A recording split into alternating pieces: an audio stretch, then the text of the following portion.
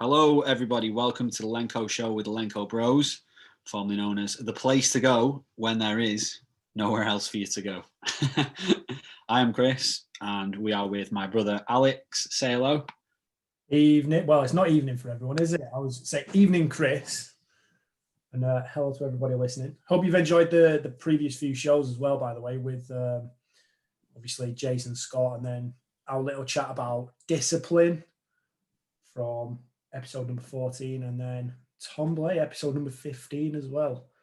Very, very interesting. So hopefully you've enjoyed all that. I will remind everybody that our questionnaire form from the discipline episode, so if you go into the show notes from there and into the description, there should be a link to a form. You can complete that, and we will provide you with some specific feedback around an area that you might be struggling with. So if you haven't done that yet and you want to take us up on that offer, we will be doing that over the next, well, probably throughout January, unless we're all of a sudden inundated with like 1,000 responses. But we'll see if that happens. That would be phenomenal. If that happens, I will deliberately ensure that I respond to every single one of them. Right, let's keep Chris busy then. So if you're listening to this, send it in and Chris will sort you out. Still waiting for a positive discussion around the news as well. So if anyone wants to write something positive and insightful, then please do so. Brilliant. So today, everyone, we've got a treat. So I've decided, obviously, Alex is usually the host. Traditionally, he is the older, somewhat smarter, potentially more competent Lenkowski, but today we are going to be asking him a few questions. Now, if you are watching on YouTube, you will see that he's in all right shape. I'm fettle, I'll have you know. if you go on. I was going to say, if you're not watching on YouTube, if you are one of the 3 very special in our heart viewers, listening to just the podcast and you can only hear our voices, then if I just describe him to you quickly. So he Mark, be very careful with your next few words. I'll tell Mum. Imagine a tin of red kidney beans in human form. That's with some blonde hair. No, I would say you're in good shape. Do you know, just to whittle on quickly before we get some information out of you about how you get into good shape. I remember when I was fat.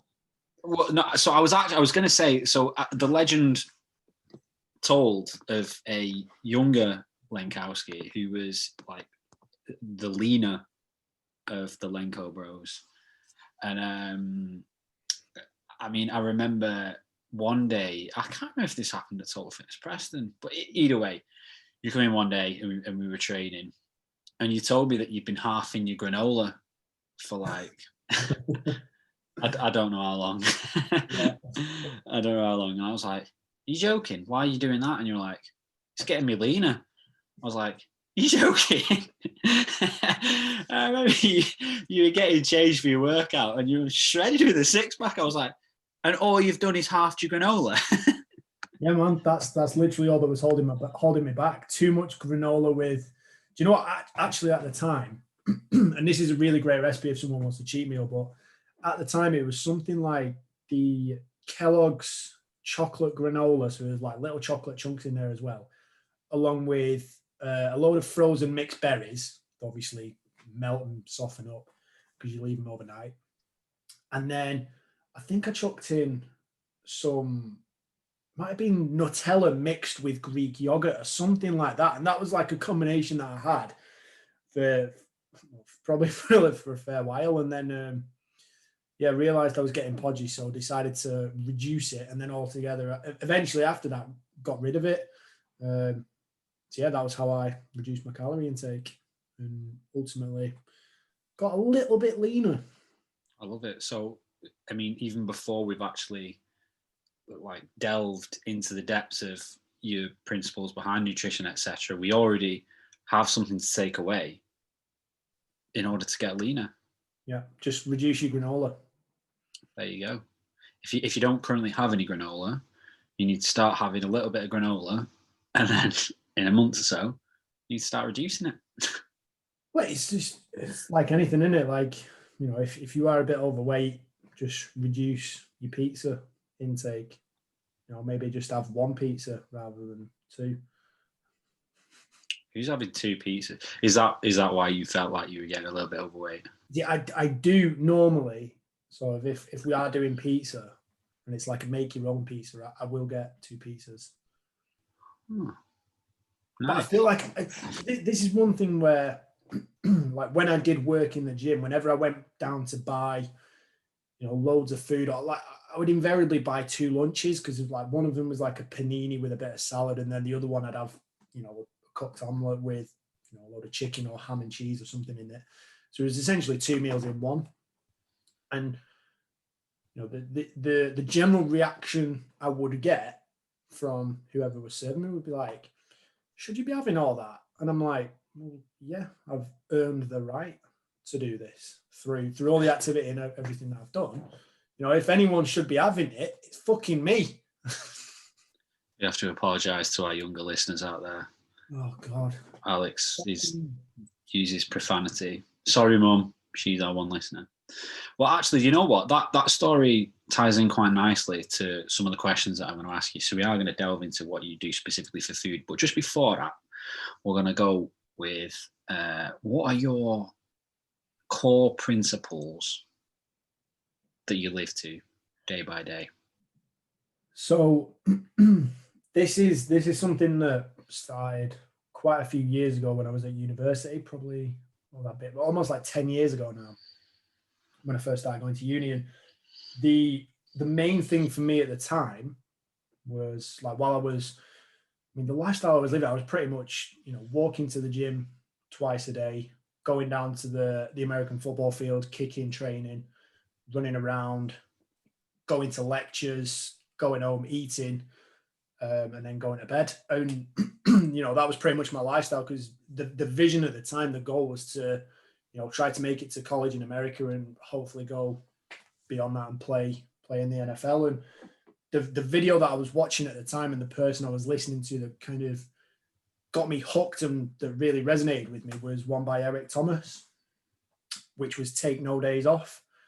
And I think the big thing from the video was it was along the lines of, you know, if you know what it feels like when you can't breathe, if you want success as badly as you want to breathe, then you'll be successful. And from being someone who's got asthma, and I have been in situations where I've been unable to breathe, unable to kind of medicate and recover quickly from like having a bit of an asthma attack. And, you know, I'm not even talking about like a bit of a panic attack where, you know, you get a bit of shortness of breath and, you know, a little bit stressed out. This is like a genuine inflammation of the airway, which restricts your ability to breathe. And, you know, I've had that pretty much my entire life as a kid growing up. And it isn't pleasant. And I know exactly what it feels like. So from that point on, I've always kind of been able to stay calm when things aren't going very well.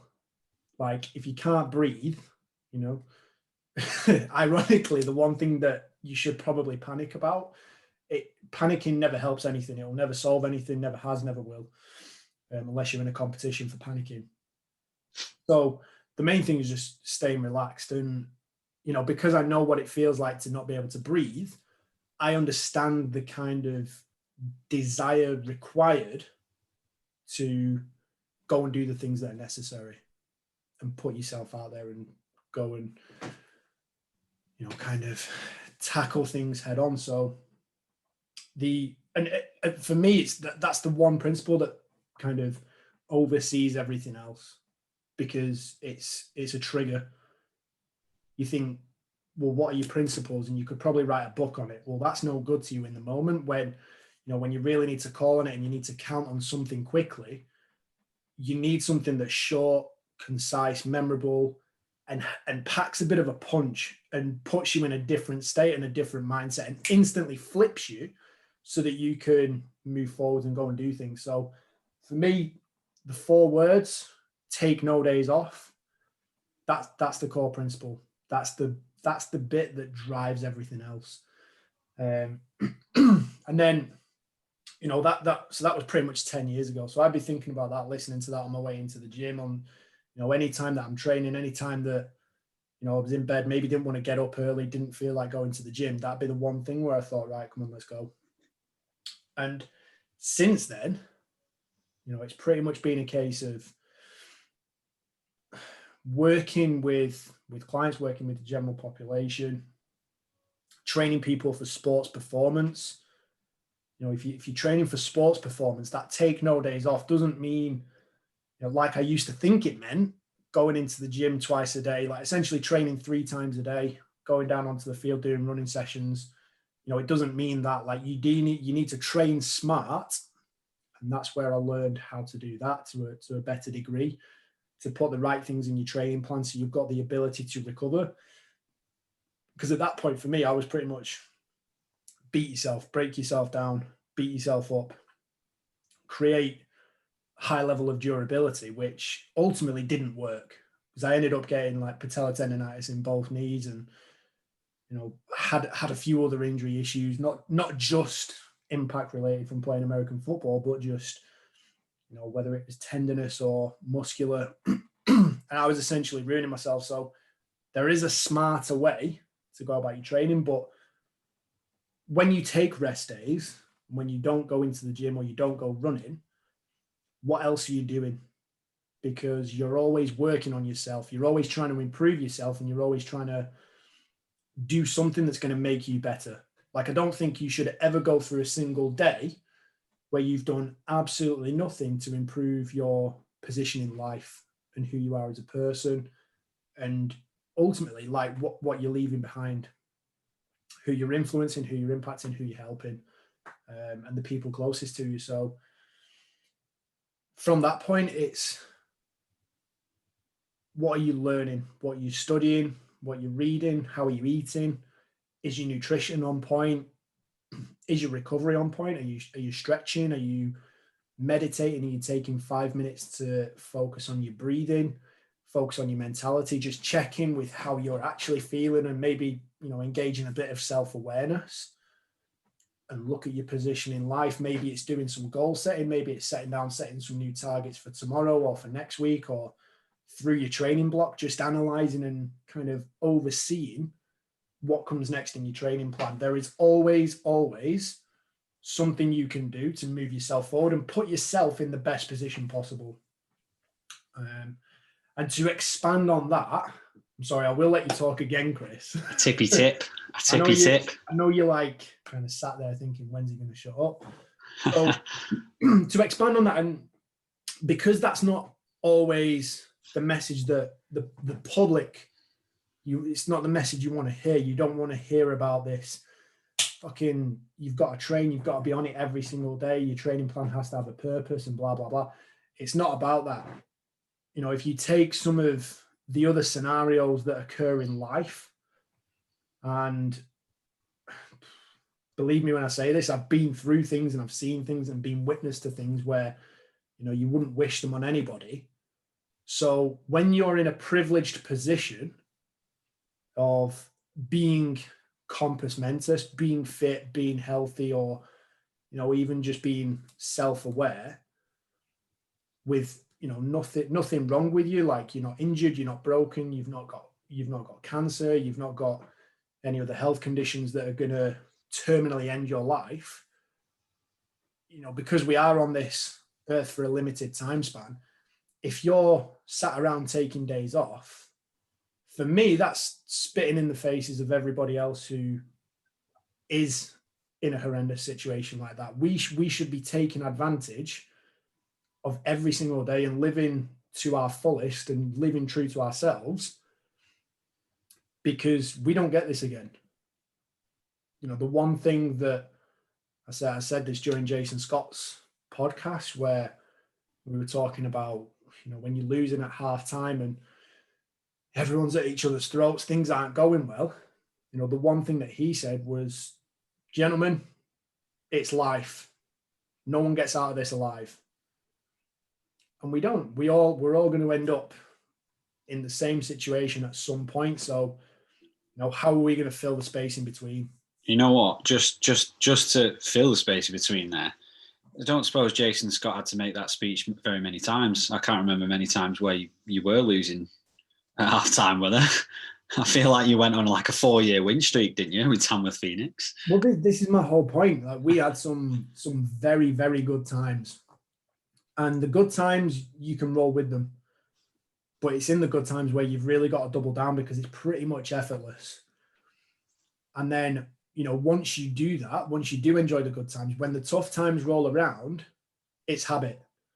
Your winning nature, your desire, your thinking, your mentality, everything that you've learned because you still went to work and you chopped wood, carried water on the days that you didn't have to do it. They are the bits that add up to you being able to perform when everything's gone tits up, when everything's at its worst, because you continue to do the basics and do the right things during the times that it was good. That adds up to your success on those down days. And I mentioned a book that Chop Wood, Carry Water, I think written by Joshua Medcalf. Really, really good short story. I'd recommend that for everybody. Go read that. Understand how everything you do, anything you touch, you are building your own life. You're developing yourself as a person, and that impacts on everything. You won't see it now, but 5 years from now, 10 years from now, 15, 20, that's the actions that you've taken every single day will add up to your end position. So just to, I guess, recap and summarize there, the core principle that you spoke about was taking no days off, not necessarily just working out all the time, but if you're not on a training day, what are you doing to drive yourself forward regardless? Yep. Yeah. No days off ever. Because there are some people going through situations where, and I speak about this from the bottom of my heart, where for anyone who is currently suffering from a terminal illness, or if you know someone who's suffering with cancer or struggling with cancer or has been diagnosed, or, I think 1 in 3 of us know someone who has been affected by cancer at some point. I reckon it's probably more than that now. I reckon there's more than 33% of the population that have been in touch with someone close to them that's either had or got cancer. And, whenever you're going through treatment for that, when do you get a day off? Like, you can bet bottom dollar, and I know this from going through injuries and going through rehabilitation, is that, whatever it is you're struggling with, whatever your demon is, whether it is cancer or an injury or something that you've got to go and tackle in your personal life, you go to bed, you wake up the next day, it's still there. It hasn't gone anywhere, and it's going to keep on coming for you. So the one thing that you need to do is double your efforts and attack it.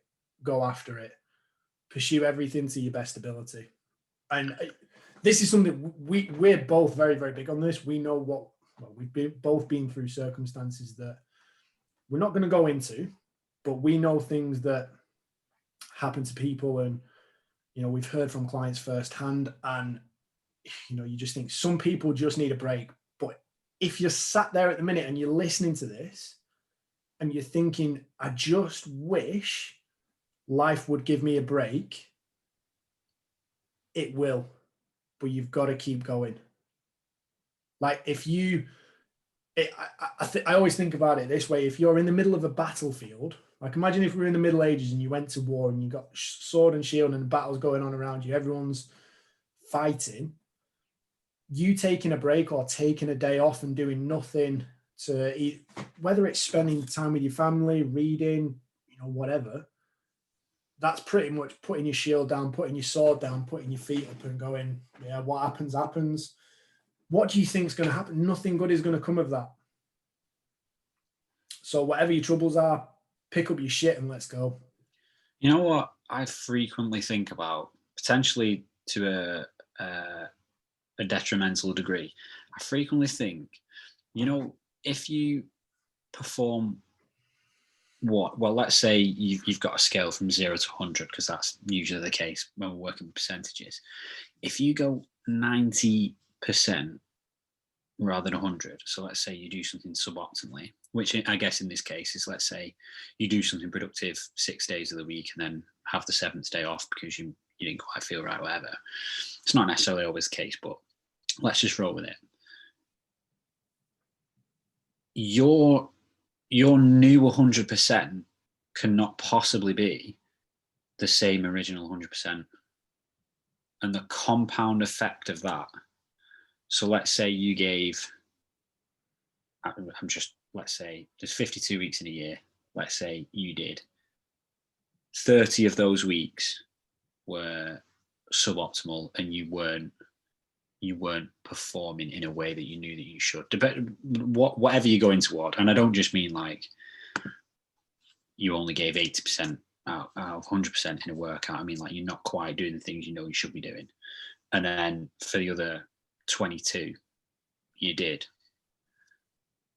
There's 30 weeks worth of percentages that you've now declined your, I guess, potential. Does that make sense? So if you could have got to 100%, every single time that you didn't do 100% or perform 100% in terms of your effort, etc., you're now moving yourself further and further and further and further away from what that potentially could have been. Yeah. I think that's probably a clearer way to describe it. So, I think about that a lot. We could call that, we're pretty much just making that up on the spot, aren't we? But if you call that your effort capacity, if you never push to 100%, you're never ever going to get there, or your 100% will diminish and it becomes just less and a lower standard. Yeah, I guess that's a better way of describing it. Is that what you meant? Yeah, but I mean, I said 100%, like you always need to be 100%, which obviously just isn't the case, because if you give 100% today, you can't possibly give 100% tomorrow. But in terms of like applying effort where you need to apply effort and then not applying effort where you should be applying effort, the potential still diminishes in the long term. Okay. Anyway, so we've got point 1 there was take no days off. Is there any other core principles that you abide by? I think so. There's the take no days off, and then below that, there's a hierarchy of the core principles. Oh, there 100% there is always a hierarchy. So at the kind of foundational level of Alex Lenkowski is TNDO. Just above that.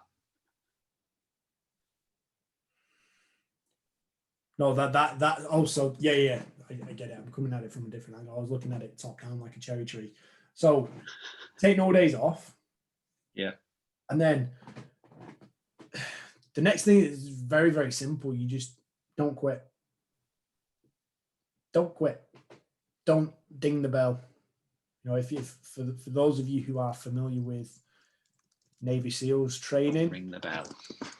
The one thing that you are required to do to drop out and end it all is take your helmet off, put your helmet on the ground, ring the bell 3 times, and you're done. That's it. No more torture, no more pain, no more misery. And you know, for anyone that's going through probably a tough time mentally, especially at the moment with the number of lockdowns and the repeated kind of toing and froing with guidance, what you can and can't do, not being able to play sport, being able to play sport, not being able to train, this kind of merry-go-round that we're on, I think it's very, very easy to kind of lose yourself with that and think, well, there's no purpose. What am I doing it all for? Ultimately, in down tools, ring the bell and stop trying. And for me, I think that's something that I will never, ever consciously decide to quit. I think there's a quote from Will Smith. I think it was Will Smith. Someone might have said it before him and he might have borrowed it and pinched it and used it somewhere else. But, you know, it's the whole thing of, you know, if you're on a treadmill and I'm on a treadmill and we're racing, there are 2 things that are 2 options of what's going to happen. Either you're getting off first or I'm going to die. And it's that kind of attitude that I think if you apply that to pretty much everything you do in terms of giving your best effort and refusing to kind of lie down and accept defeat. And in a way, I don't know whether I should mention this in a way or not, but you're gonna laugh at this. Everyone, like, if you're in your car, prepare yourself for this. In a way, I think Donald Trump is a very prominent example of this at the moment, where you do not quit, albeit he's very much divides opinion. I've spoken to people who love him. I've spoken to people who hate him, and the one thing that I do think that he's got going on, as crazy as he might seem, he's not willing to lie down, he's not willing to give up, and he's not willing to quit. And when you've got that kind of mentality, if you apply that to sport, business, relationships, anything that you value in your life, you will have a good outcome. If you consistently push and drive yourself and move beyond obstacles and challenges when they come up, your end result is going to be far, far better than someone that walks away. I mean, we've seen, I've always seen, there's tons of this shit, but multiple memes where, there might be two people digging underground in a tunnel, and you've got one person who is kind of like on the verge, and I mean on the absolute cusp of hitting the jackpot, and they just kind of put the spade down and just walk off. They think, I'm never going to get there, because you can't see where the finish line is. You can't see where you're, like, if you think about where's your big break going to come from, you can't see it. You don't know. Like, it's pure guesswork, and it just requires you to keep on digging, keep on going, keep on moving forwards. So if you quit, if you give up, if you down your tools, what positive outcome is there going to be from that? You're going to be left with nothing. And what I would say is you've got to be sensible in your application of that, because there are some things where you are definitely digging down a loose end, and you have to recognize where the opportunities are. If you are required to cut something else off to pursue something better and pursue something bigger, this is where it has to tie into your goals hierarchy. So just because you end one of those goals to pursue another one doesn't necessarily mean you failed. It just means you're trying a different way to make it work, which is fine, because you're always working towards that overarching purpose. The problem is when you stop trying to hit those little boxes that could lead up into that, that is quitting. That is quitting. That is giving up. So your ultimate failure will come when you are no longer endeavoring and attempting to pursue the things that will lead into your ultimate purpose as a person. Don't ring the bell. Don't ring the bell. So we have two parts of what could be a pyramid. We have take no days off, don't ring the bell. Is there anything else? Any other core principles? No. So then from that one, it kind of filters into a few little ones. Okay. So it's 1 and 1. It's a weird formation. 5-a-side. No, it's not. 6-a-side. Basically, train, eat, and learn. Focus on your, like, what encompasses you being in good health, and what is it you want? What is good health to you? What's your standard around that? If it's being strong, being able to hit certain lifts, hit certain targets, run at a certain speed, cover a certain distance in a certain time, run a 5K sub 20 minutes, things like that. Whatever your targets are, if that defines fitness for you, good. Go and hit those. Go and be fit, go and be healthy. Do the things that are required to get your physical body in position to do what it is you want to do. So if you think of your own physical being, I actually quite like this. So your physical body is simply a vessel and a tool to do the work of your spirit, which is your mind, your brain. So your consciousness that's always ticking is basically an instructor telling the physical thing, the physical soft, mushy goo of bone, muscle, tendon, etc., to go and do something. So make sure you're fit for purpose. I think if I was to really summarize that, it's your body is a tool. You know, be physically competent. I was just thinking, I realised we had a podcast, so I wasn't going to say it, but I am going to say it because this was my thought process. When you said that, I thought you're a tool. No, I like that. I've just made a note of that. The physical body is a tool to perform the work of the spirit / the mind. Correct. I like that. So we've got take no days off. Take no days off. Never quit. You are a tool. You are. I like it. You'll never forget that one, Mum. If you're listening, you won't ever forget that. Do you know what? I was thinking when you said about don't ring the bell and take no days off. Do you know what? It reminded me of something I thought about when we first started our kayaking experience, which obviously we don't like thinking about too often. But I would say your approach to things like that, and I think this is where we differ slightly, is you're quite happy to embrace the challenge and everything that comes with it and just get stuck in and just do and learn whilst doing, and going in 100% right from the off. All right. Literally into the river. Into literally the water. So within 0.0001 of challenge being started, you're there doing exactly whatever it's supposed to be. I think for me, I think, and this is where we differ slightly, whilst I do still do that, I'm slower with that. I like to learn the technical aspect as to how to kind of be.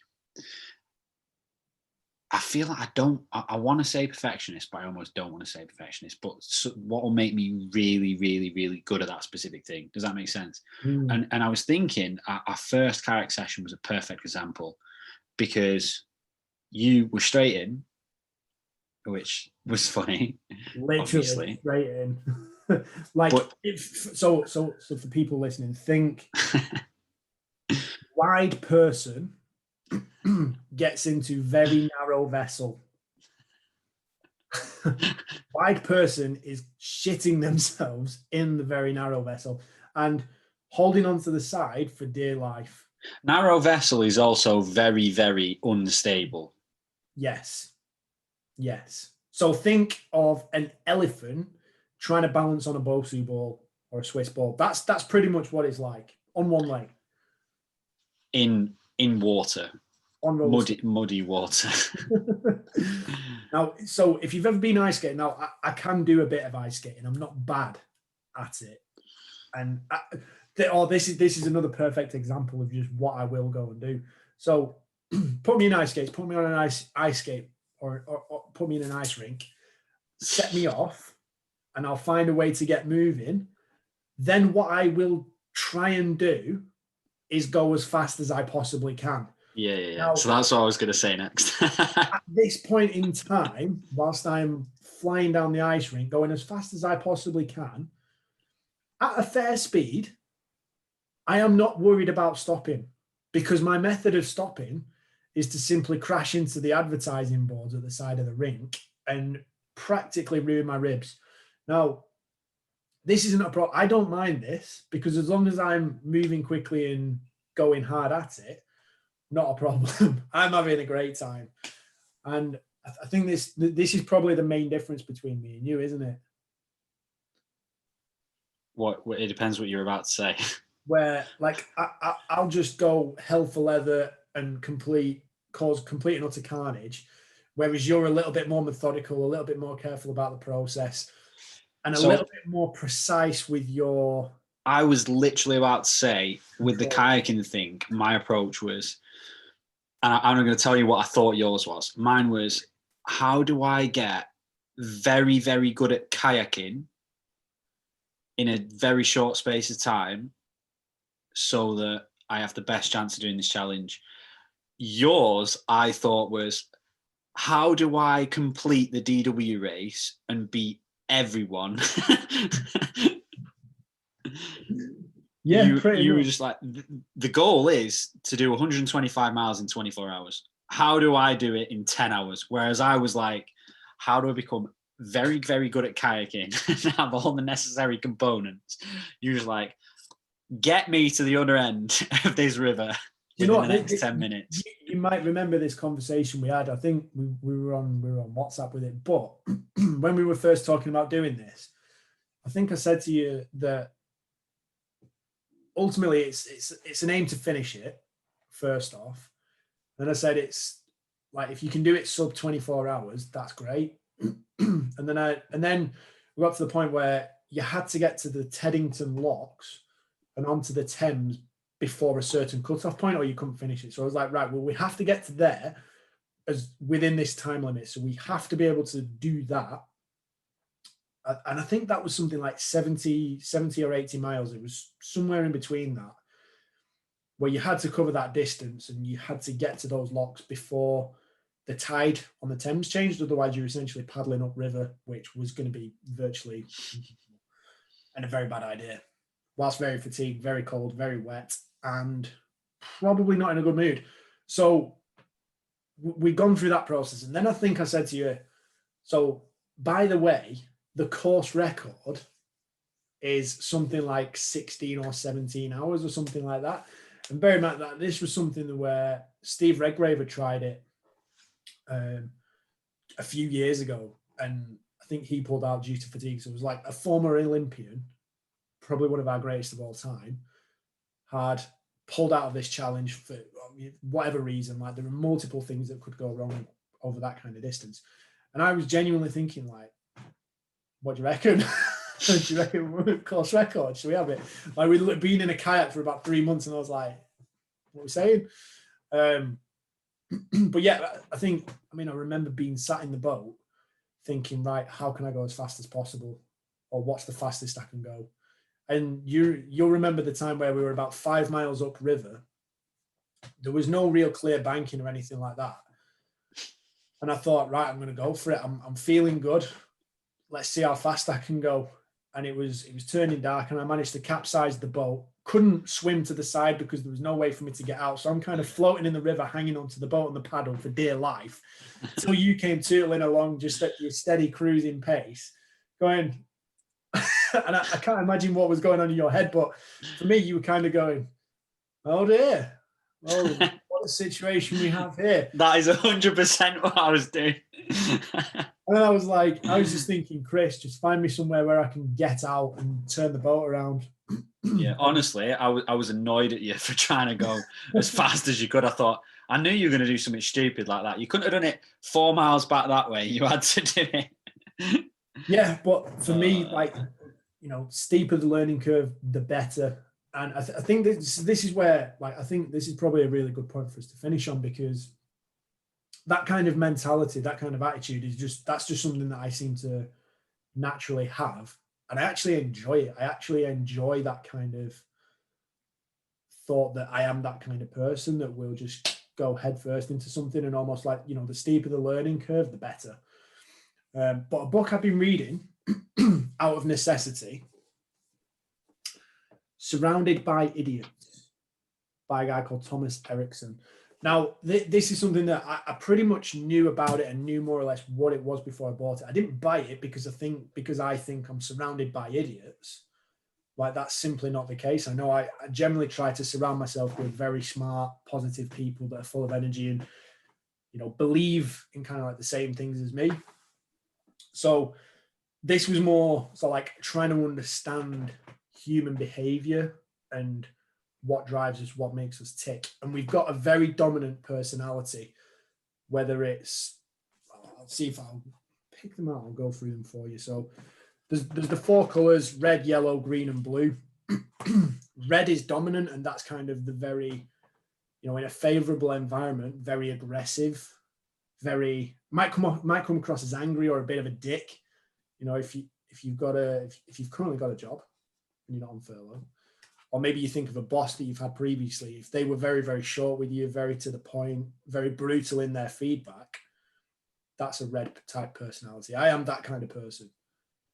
And I think, especially, growing up, I was probably always thought of as being angry, but I don't feel angry. Like, I genuinely don't feel like I really don't. I think and I don't feel like I'm angry. I don't feel like I'm negative. I actually see everything in a very positive light, and it's just almost just determination of, right, what can we do to get going forwards? How can we get this thing moving? How can we look at making progress? What can we do to push on? And it's that relentless pursuit of, like, let's go. And that's pretty much just my main personality type. I could show you my disc scores after this, but my disc score in favorable environments is 99 and red. 99. Is it? 99D. That's me. See, I was 99I, I believe. I don't remember what it was. Was I yellow? So that's the next one. So I, yellow, inspiring, which means that you're inspiring, stimulating, enthusiastic, dramatic, and outgoing. So your personality type is slightly different, which probably means that we might tend to argue a little bit. So we have to bear that in mind when we're speaking to each other. But that's just the way it is. So, and whatever your dominant personality is going to determine how you kind of tackle new challenges and how you respond, especially. So as a yellow type person, you'll be very, very good at coming up with ideas, motivating people, going off emotion and feeling, and the detail, the analysis, the nitty gritty bits are generally missing. The next one, green, stable. And this is important because these people just like everything as it is. They like speaking with other people, chatting about things, relationships. Like, they think, if you're doing a business deal, let's go and have a coffee and a cup of tea and chat about the football first. Whereas, and this is quite funny. So my initial reaction is very much the opposite of that. That's what red type personality is. It's the opposite. So whenever someone sends me a text going, hi, how are you? Can I have da-da-da-da? I just go, yeah, you can have it. Like, my first thought, I actually have to stop before I send it, go back, reread it and go, oh, they actually asked me how I was. And I have to make a conscious decision to say, yeah, I'm good, thanks. How are you doing? And that personable side is a very different aspect in terms of communication. So if you're a green, your positive attributes are that you are supportive, respectful, obliging, reliable, and pleasant. Pleasant. So if you're a green, you're not very likely to go and just seek out challenges and deal with things that come up out of the blue. Like, it's not suitable, it's not favorable to who you are as a person. So you generally don't particularly enjoy that and you don't respond to it. Normally very good at taking instruction, though. The blue is analytical. So you'll recognize this person. They probably work in engineering or accounting. And I'm thinking of our uncle, this kind of thing.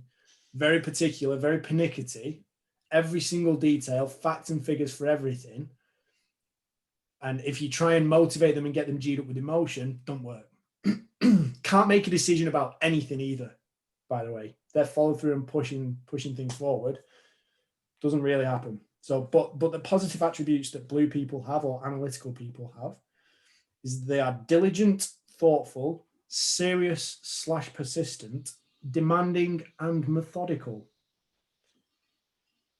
So when I think about my uncle in this respect, the negatives, and I will read these out because I know Sue probably listens. But if you're a blue, or you know someone who is a blue, bear in mind this person is critical, indecisive, and narrow-minded.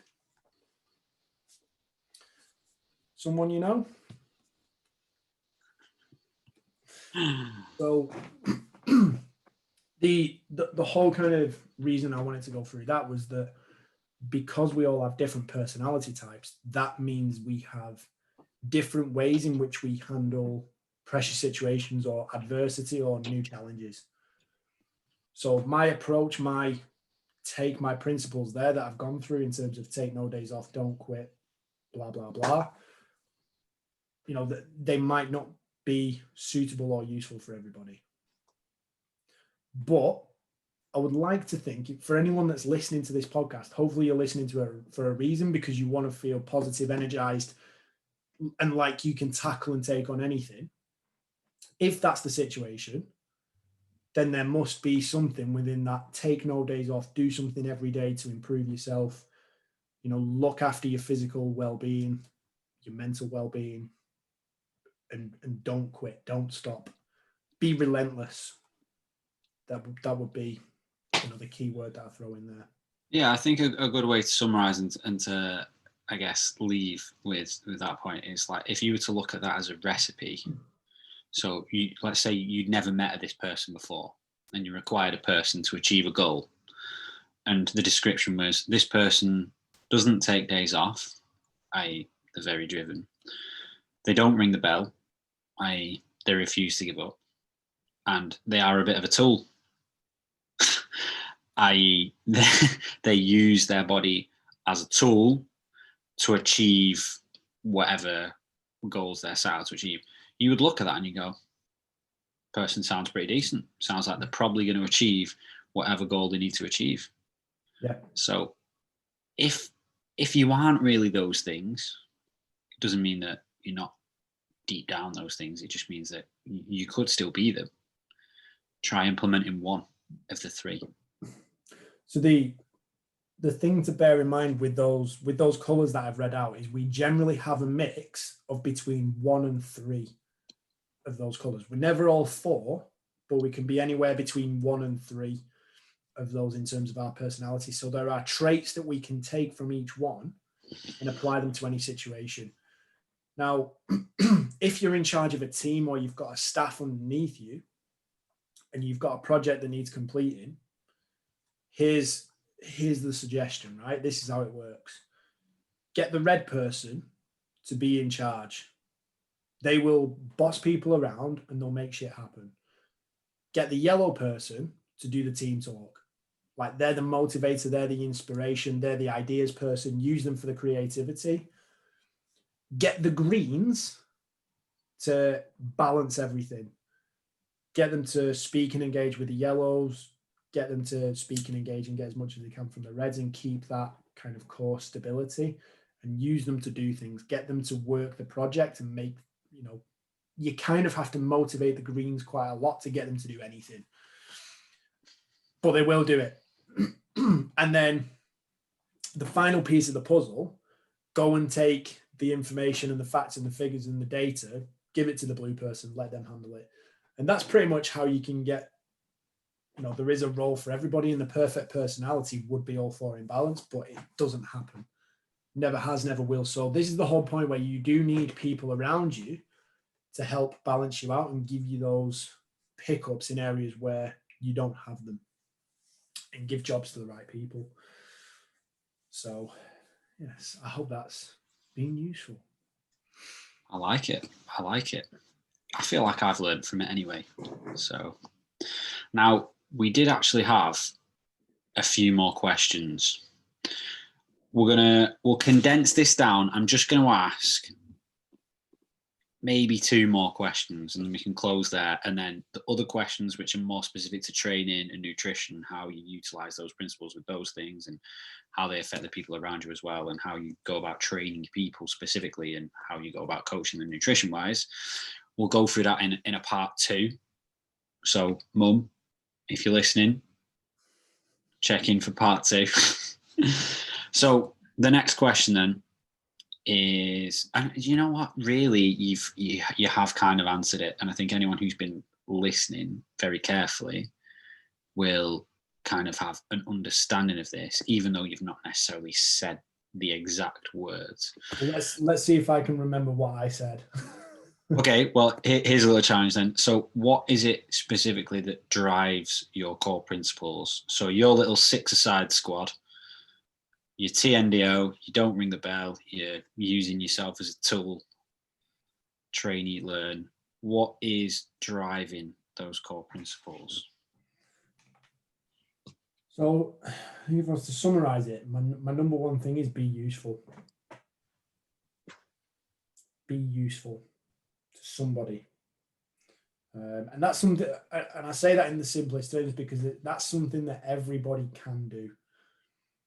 You know, we've all got people around us who are possibly dependent or reliant on us for something. So go and fulfill your purpose and be useful for something. Be good at something. Master your craft. Go and, you know, provide energy, enthusiasm. You know, get your head stuck into things and contribute. And, you know, kind of the two key spiritual needs, which you'll know from Tony Robbins, are growth and contribution. So if you can grow and develop yourself and contribute and give back to other people, you are pretty much fulfilling the highest purpose there is. So, yeah, be useful. Be useful. Be useful. And then finally, and we've also touched on this as well, we've also had a couple of stories about it, but what are the problematic scenarios caused by your core principles? What sort of situations can you get yourself into? Obviously, you've said that you're a red personality, which means that people will generally perceive you as being angry, dominant, maybe a bit overbearing. Do you want me to go through my pitfalls? I'll tell you exactly what they are. Go on, let's hear it. My pitfalls: pushy, strict, tough, dominant, and hard.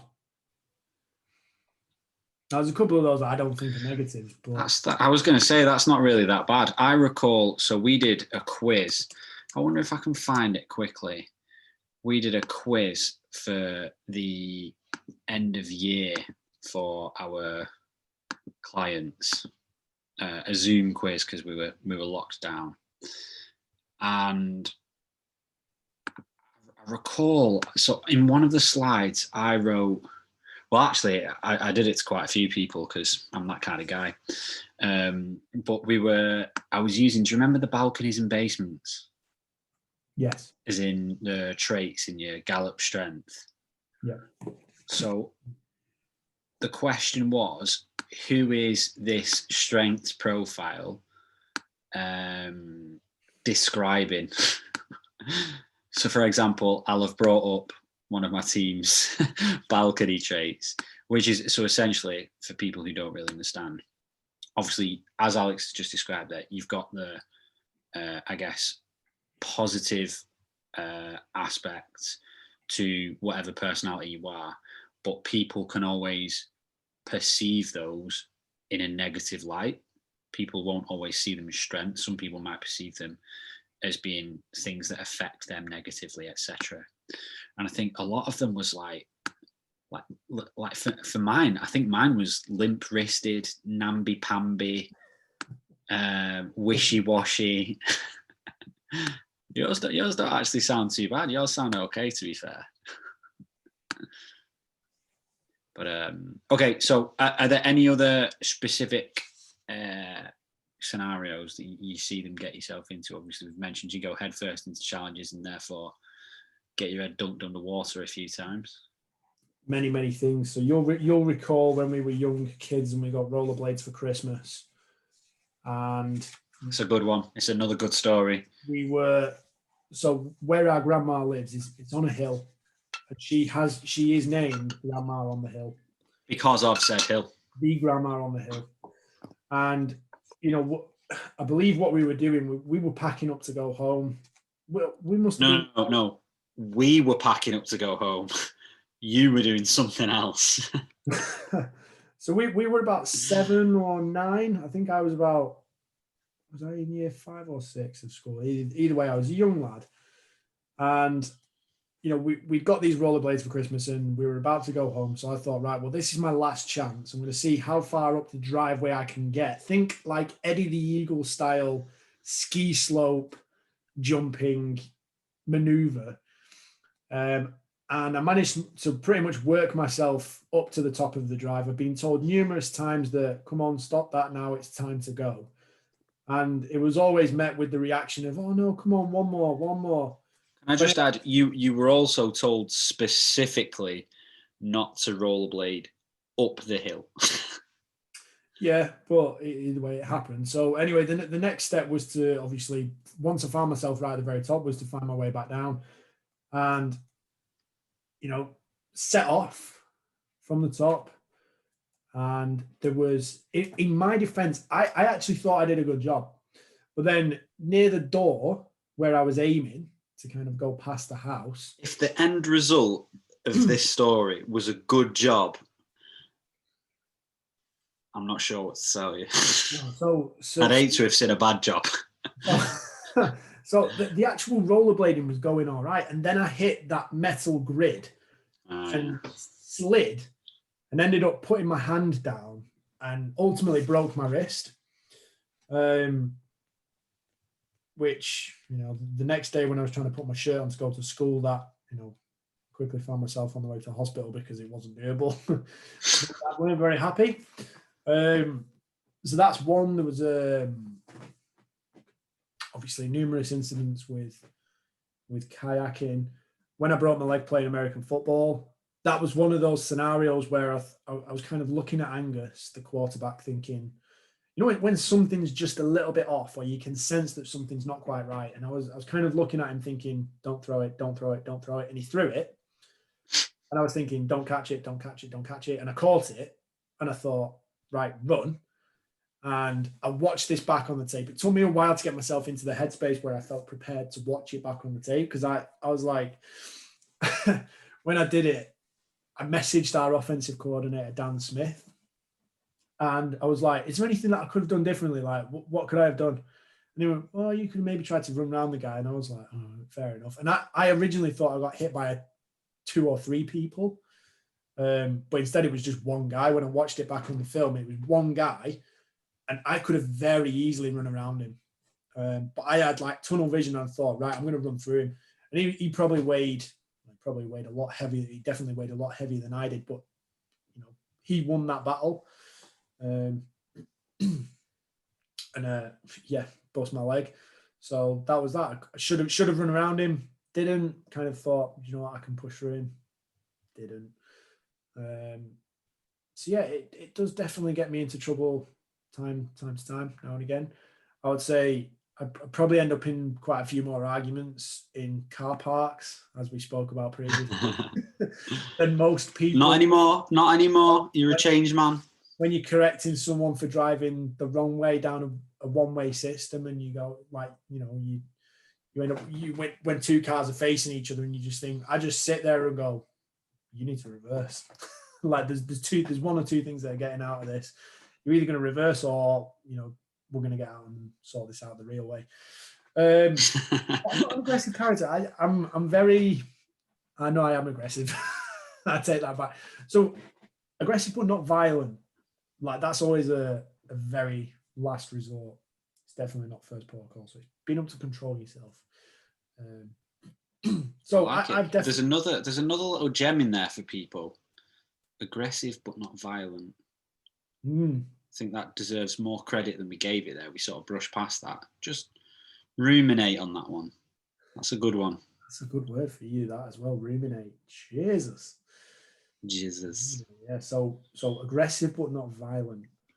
And I think ultimately I do tend to rub people up the wrong way, especially if they don't know me. I've been told at numerous Christmas parties that I'm arrogant, egotistical, aggressive. I think you might have been witness to one of the conversations where... Witness? I'm sure he collared me to let me know that he thought you were a knob.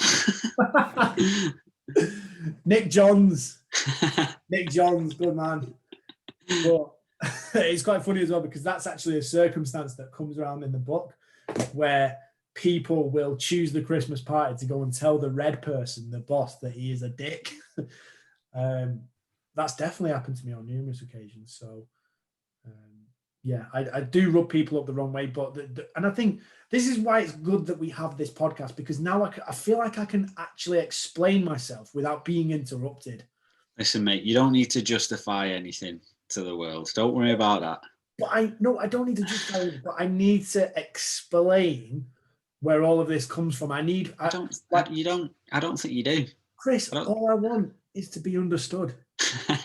That's it. All I want is to be understood. And for anyone who's listening, I pride 60% of our time together, myself and my brothers, on pretending I don't understand deliberately. So I think the main thing that everybody needs to know listening to this, here we go, right, is that I love everybody and I wish everybody well. I want everyone to live happy, positive, energized. I don't get that from you. I don't get that from you. I do. It's why I do what I do. It's why I'm a personal trainer. It's why, even when someone's a dickhead, I'll try and help them. And I always have like the best of intention. I always want the best for someone. And, sometimes I will say something. I will call people out on bullshit because that's just what I do. But it doesn't mean that I don't like them or I want them to fail at something. I want them to be better. And that's all there is to it. That's what it is. It's all done out of love. There you go. And compassion. Like if I give someone aggressive feedback, or my feedback is generally always aggressive, unless I'm very self-aware and kind of deeply thinking about the information I'm giving back, which is quite frequent actually. But if someone does get aggressive feedback from me, it's because I care. It's because I give a shit. If I completely ignore you and don't say anything, that's your time to worry, because I'm no longer bothered. I'm no longer interested in helping you. We're going to close out from there with a direct quote from Alex Lenkowski at the Profit 2019 Combine, whereby someone who was supposed to be sprinting a 30-meter sprint ran through into someone else who was competing, who was doing a 5:10.5 agility run, and completely obliterated their attempt, which was quickly followed by Alex Lenkowski shouting, I don't remember this. What did I say? Don't sprint through the agility run. The next person that does that, I'm going to fucking hit you. Hey, that was out of health and safety requirements. You know what? I get it. That was coming from a place of, I want you to be the best you can be. I get it. I don't want people to get hurt or injured because of the stupidity of someone else. So the next person to do something stupid is the person that's going to get hurt or injured. You know what? You did actually say that afterwards. Not directly afterwards, and not to the same person, but you did say that afterwards to the collective group. Well, do you know, I'm glad that all these years on from that I am still consistent. I am proud of who I am right now. Which is good. There's probably another underlying core principle there. Be proud of who you are. Yeah, there's another podcast deep in there somewhere, but yeah. You have to, and without kind of getting all snarky at me, if you want to accomplish something, you have to love yourself. To push yourself to be able to do it, you have to love yourself. Because if you hate yourself, you've got to try and persuade the person that you hate to do something. And if it's, Think of someone that you hate, like your boss or a parent. Not a parent. Why would you hate a parent? I'll Alex's subconscious is coming out here. Think of someone you despise asking you for a favor. Are you going to do it? No. If that favor from the person you don't like is, right, can you get up for me? And this is where I talk about the body as a vessel for doing the work of the mind. So here, if you've got a relationship between your vessel, your body, and the pilot within that, and your conscious mind that's asking you to do all these things, if they don't get on very well, when that conscious mind goes, right, I want you to be fit, healthy, physically competent. So to do this, I want you to get up at 6 a.m. I want you to go for a 5-kilometer run. I want you to start eating vegetables. I want you to drink more water. I want you to cut your caffeine and, negate your alcohol intake. Are you going to do all those things for someone you fucking hate?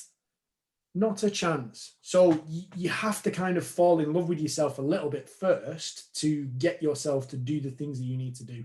That comes first. The battle within your mind and that relationship that you have with yourself has to come at the forefront of everything you're going to do. And from that point on, the only thing to control is that, and maintain that process and go through the principles, no days off, don't quit, apply those to everything else after. But you have to sort out that relationship you have with yourself. Plenty of pearls of wisdom in there. Obviously, there's the ones that we've simplified and clarified. If you listen closely enough to viewers, you will hear lots of others as well. Now, for today, we're gonna call that there because it's been however long.